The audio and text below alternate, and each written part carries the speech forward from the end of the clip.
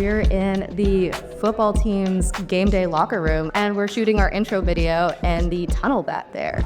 Just doing some cool poses and dances and stuff. Side and step.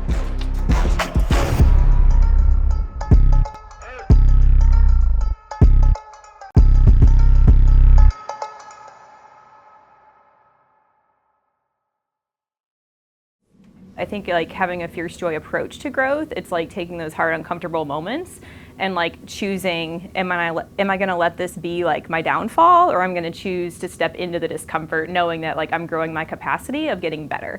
And so I think that's why like the progress over perfection is so profound for me, because I get stuck in perfect all the time.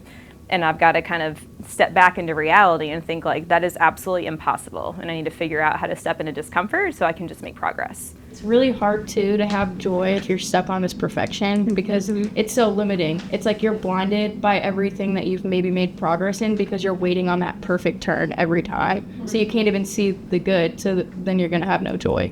That is what we talk about all the time, right? That if everything's easy and just you're skipping through your workouts, you're probably going to get better.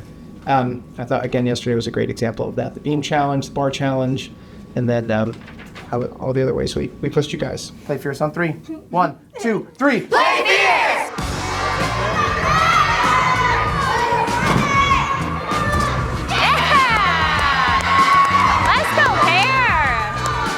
The culture of our program is our language. It's how we normalize the words, the phrases, and the actions that we're trying to create. We don't just want to have our culture, we want to do our culture, and to help our ladies practice them so that they show up when it matters the most.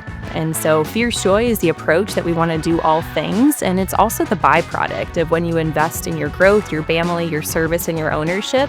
I think the result of that is that you have a fierce joy in everything that you do, which ultimately leads to an excellence. Can we do 2-2-2 today? 2 front aerials, 2 switch leaps, and 2 split jumps? Yep.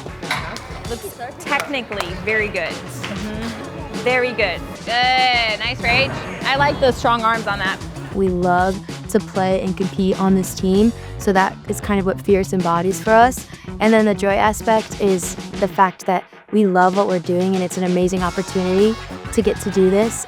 I have always been fierce. It wasn't until I came here that I really had to learn the joy part, and I think that's brought the love of the sport back to me. All right, good job, Ren. Tying that fun in to the competitive, intense side of sports is what makes this so special, and honestly brings out the best competitor in me.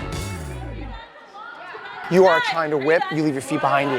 It gets hung up, you know what I mean? Yeah. Finish the snap, get your feet underneath you, and then you're gonna be able to do that. I really want you to focus on just the vertical, like starting vertical and finishing vertical. And then no switch jump, right? Don't connect it, yeah. You can do those separate, but don't do it connected. Okay.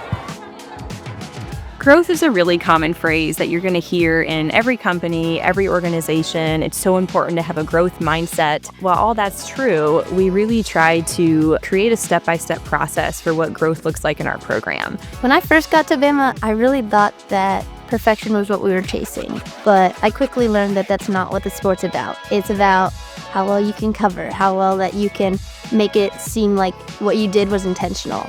We kind of allow progress into that over perfection because perfect will never happen. But progress will continuously happen if you continue to work for it.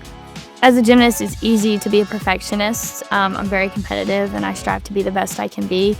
And progress over perfection really allows me to celebrate any obstacles and any challenges I've overcome, because I've realized that I'm a better leader and athlete when I overcome them.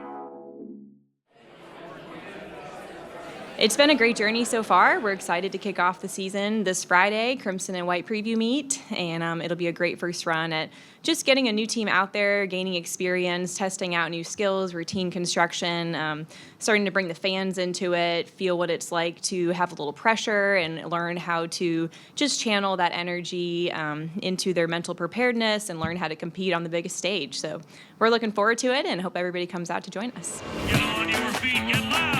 Jordan Allen and the Crimson Tide Gymnastics team. Be the center focus. Don't go small up there. Don't try to stay on the beam. I don't care about that. I just want you to go big and be big.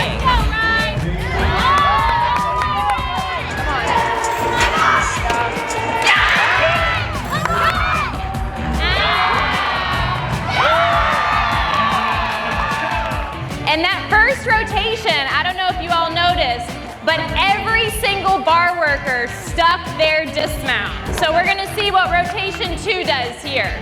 You know, we talk all the time about every team in the country is going to be prepared when it comes time for competition. But who is ready? And ultimately, that's what Crimson White is for. Crimson and White is so fun. It definitely helps you get ready for that first meet. We get to go out there and do our routines and show off the things that we've been working on. It definitely helps me get ready, but it also helps me get excited. Yeah! I'm so damn proud of you, Rin. That was beautiful. Do you guys know Miss Rachel?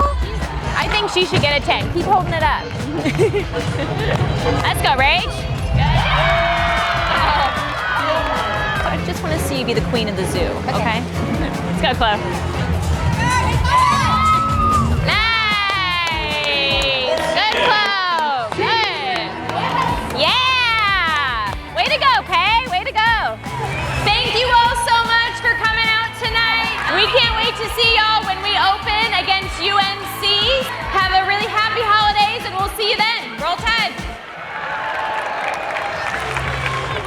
Hey, this is going to be the name of the game all season long. It's about every single person getting just a little bit better each night. We've got each other. Stay connected, stay tight, and we're going to send this thing all the way. All right? Good job, Bama. 1, 2, 3. Bama, everybody!